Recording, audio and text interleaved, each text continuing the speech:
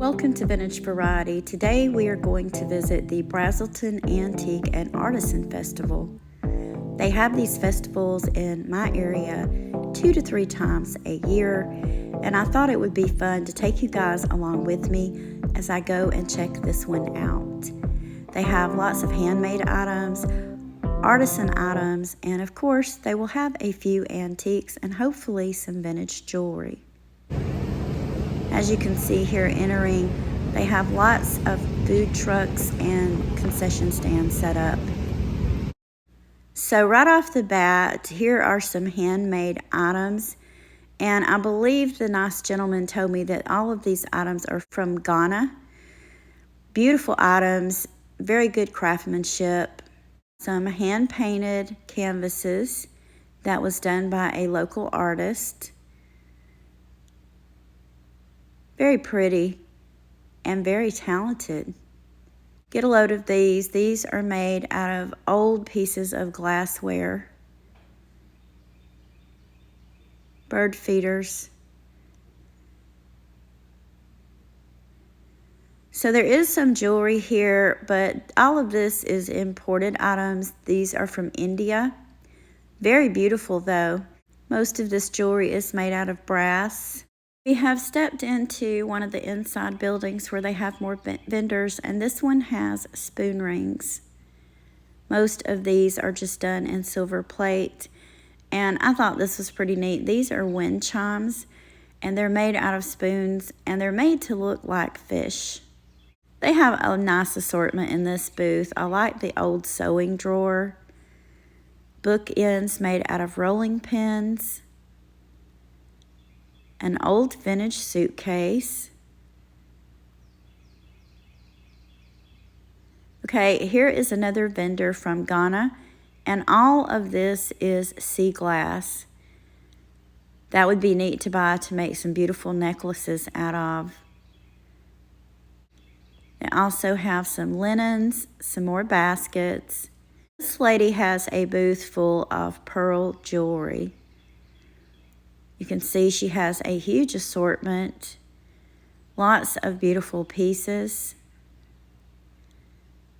like the one necklace with the green pendant. Shell, mother of pearl. And here is some more, lots of bracelets. She has a couple of pieces on torques. So this is a really nice selection, and the prices really aren't that bad, and they are real pearls. Some strands and some chains with a pearl pendant. Some vintage glassware. Oh, I love the purple colored one. Isn't that pretty, guys? They have a lot of Pyrex. I know there's quite a few people that like to collect Pyrex to go in their kitchens. Some more vintage glassware, some bowls. Wow. So this is just a treasure trove. He has some vintage sterling.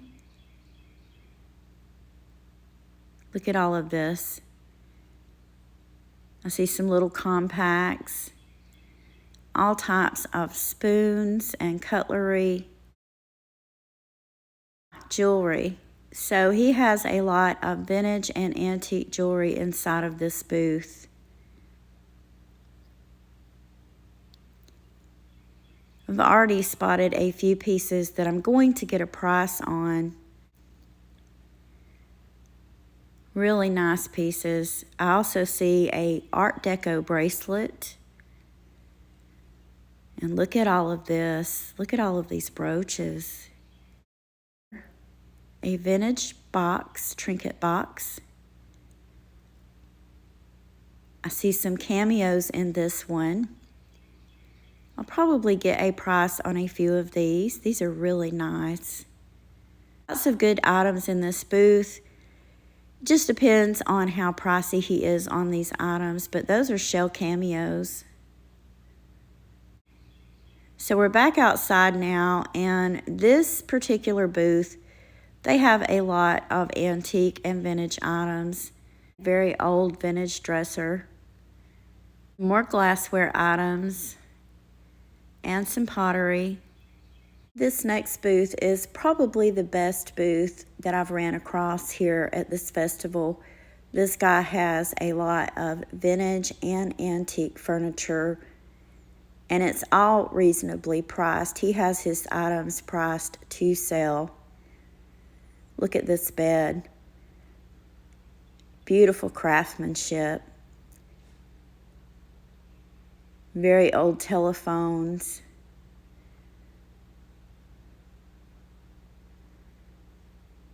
If you love antiques as much as I do, I'm sure you're going to appreciate this. So I'm going to try to get everything.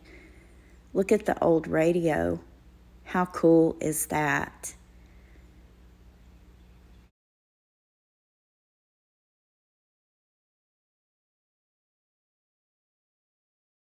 Very old cabinet. I think that's a Hoosier cabinet.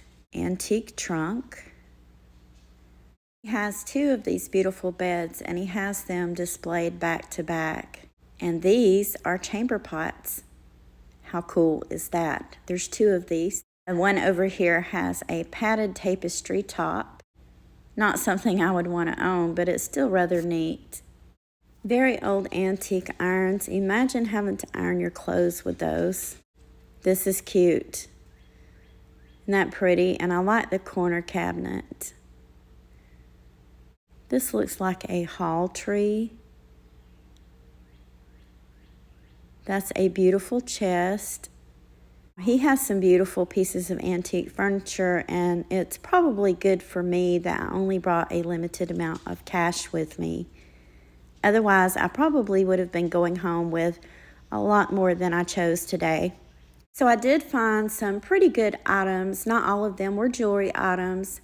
And this about concludes our trip. I did not get everything on video because it would have simply been too long, but I will show you guys the items that I purchased today at the end of the content. I'm going to start out with the jewelry items that I purchased. I ended up purchasing 3 different pieces of jewelry today. I also purchased a non-jewelry item that I will show you guys at the end of the content just in case you're interested. You guys will recall the inside booth that I referred to as a treasure trove of items. This guy was a dealer, and he had a lot of different things, including antique jewelry and some pieces of vintage jewelry. All of the pieces that I ended up purchasing today did come from that booth. I'm going to show this necklace first because this is a piece of jewelry that I really argued and haggled over, and I don't usually do that. Usually, if I don't agree with the seller, I'll simply walk away, but on this one, I did. First of all, this necklace was represented to me by the seller as an antique Art Nouveau necklace, and something about this, once I started looking at it, really did not add up. So as I show this to you guys, I'm going to point out all the things that didn't add up to me that I felt like weren't right. The first thing I noticed was the chain. I don't know if the light is picking this up so that you guys can see it on camera, but the chain looks a lot newer and a lot shinier than the other components on this necklace. Another thing about this necklace is it also has a barrel closure. Now this could have been replaced at some point. This necklace could be entirely authentic and the old clasp broke off and someone replaced it with a barrel closure, which, you know, could happen with any kind of necklace.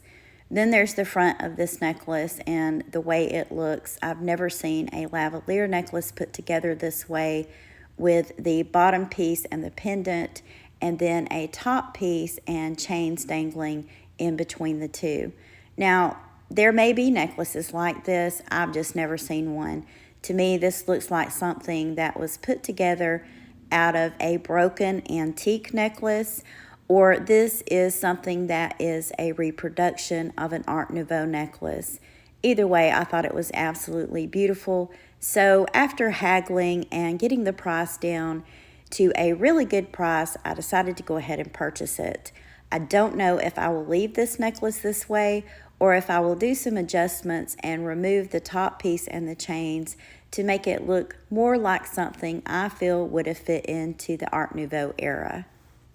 Let me know what you guys think in the comments. Do you agree with me? Do you think this is authentic Art Nouveau, something that someone has put together out of vintage or antique components? Or is this just a simple craft project or reproduction? The second thing that I decided to purchase from that booth were these beautiful Czech earrings.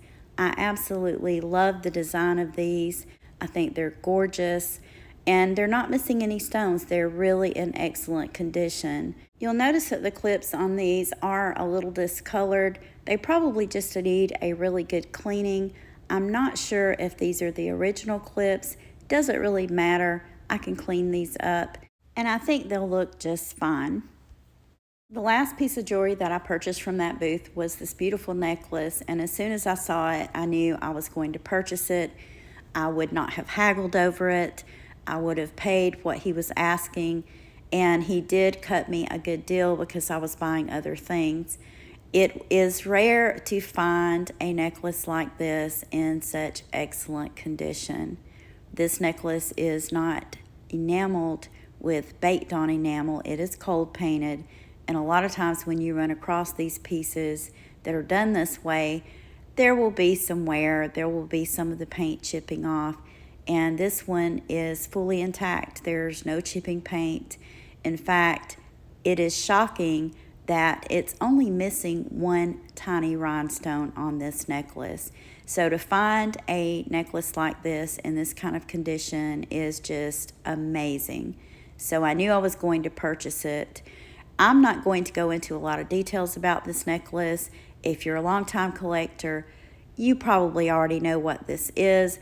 I may or may not do content on it later on, but I can tell you that this is one necklace that I will probably never part with. This will probably stay in my collection permanently.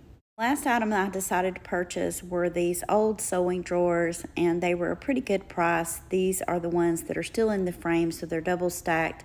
I think these are great for storing small items and even stationery, so I decided to go ahead and pick those up also. I want to thank you for taking time out of your day to share these items with me.